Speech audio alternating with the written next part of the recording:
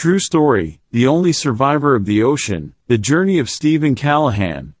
In 1982, a man named Stephen Callahan set out to sail solo across the Atlantic Ocean in a small sailboat called Napoleon Solo.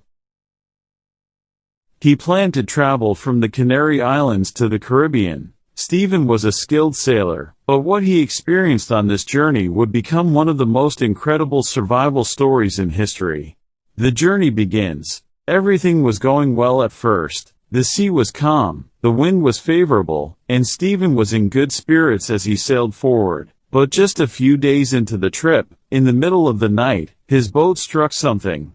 Possibly a whale, or maybe a large piece of debris, and a hole was torn into the hull. Water started flooding the boat quickly, and everything began falling apart. Stephen quickly inflated his emergency life raft, grabbed some food and survival tools, and abandoned the sinking sailboat. He found himself alone in the middle of the Atlantic Ocean, floating in a small inflatable raft. 76 days at sea.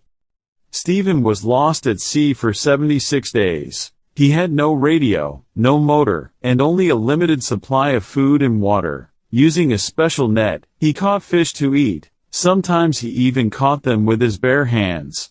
To drink, he relied on a small solar-powered water distiller that could produce tiny amounts of fresh water from seawater using sunlight. Every day, he battled the scorching sun, terrifying storms, and freezing nights.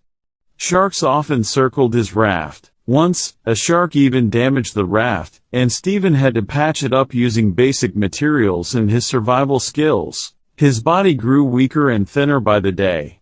But he held on with mental strength and determination. A miraculous rescue. On the 76th day, when hope was nearly gone, a fishing boat from the island of Guadeloupe in the Caribbean spotted Stephen's raft in the distance.